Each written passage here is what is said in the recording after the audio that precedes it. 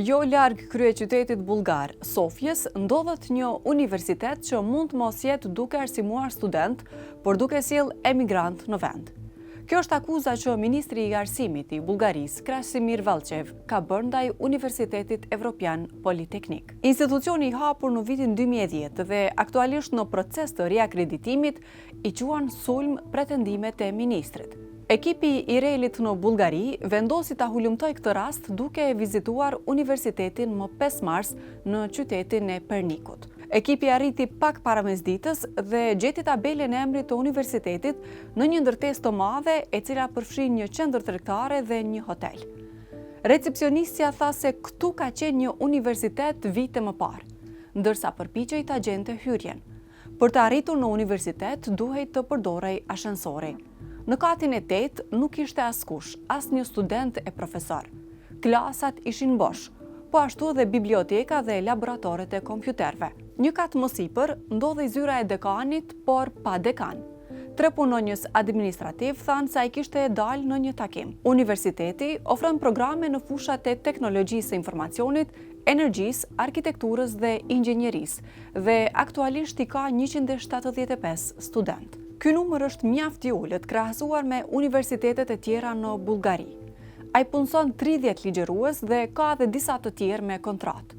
Një semestër kushton 350 euro për studentët bullgar dhe 1000 euro për ata të huaj. Ekipi i relit arriti ta kontaktoi dekanin Ivan Petkov në telefon. Ai shpjegoi mungesën e studentëve me faktin se ishte fillimi i semestrit dhe ndjekja e ligjëratave nuk është e detyrueshme.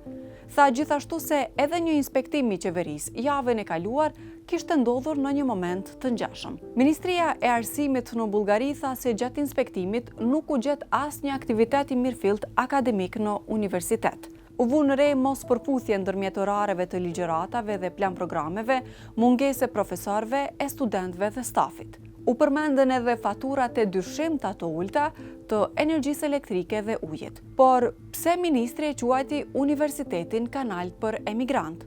Institucioni i cili është në pronësi të kompanisë italiane EPU Consulting me seli në Napoli regjistron student nga Nigeria, Kameruni dhe Rusia.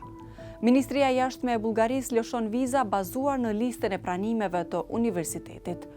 Por a janë këta student vërtet në Pernik?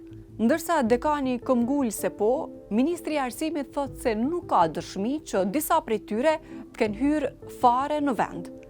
Ministria nuk dha detaje të mëtejshme se ku shkojnë emigrantët nëse universiteti vërtet po përdoret si kanal.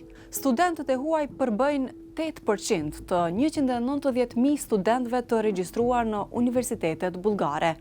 Zyrtarët e arsimit nuk pranuan të komentojnë për shkak të inspektimeve që janë duke u kryer.